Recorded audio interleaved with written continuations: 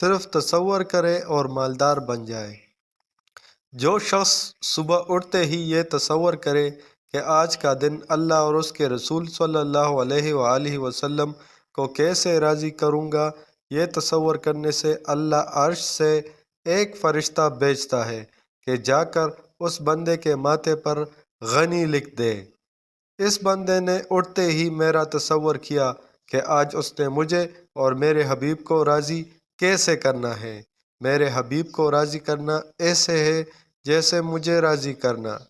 ماتھے پر غنی لکھوانے والا اللہ ہو اور نورانی حروف سے لکھنے والا فرشتہ ہو، اور جس کی پیشانی پر روز غنی غنی غنی کا لفظ لکھا جائے تو خود ہی سوچے یہ پیشانی کتنی مبارک ہوگی، اور کیا وہ غنی ہو کر نہیں رہے گا، وہ خوشحال ہو کر نہیں رہے گا۔ اور جس کو اللہ غنی کر دے اسے کوئی دنیا کی طاقت فقیر نہیں کر سکتی۔ جس ماتھے پر یہ لفظ لکھا گیا اس کی نسل فقیر نہیں ہو سکتی، تنگ دستی میں نہیں جا سکتی، قرضوں میں نہیں جا سکتی۔ اللہ انہیں تو نگری دے گا انشاءاللہ۔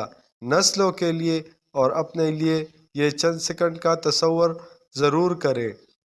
اور جو بندہ صبح اٹھتے ہی اللہ اور اس کے رسول صلی اللہ علیہ وآلہ وسلم کا نام نہ لے اور یہ سوچے کہ آج کے دن دنیا میں مال کیسے کماؤں گا، آج کے دن جائیداد، چیزیں، اقتدار، صنعت اور تجارت کیسے کروں گا، تو اللہ عرش سے فرشتے کو بھیجتا ہے کہ جا کر اس شخص کے ماتھے پر فقیر، غربت، تنگ دستی، مفلسی لکھ دے۔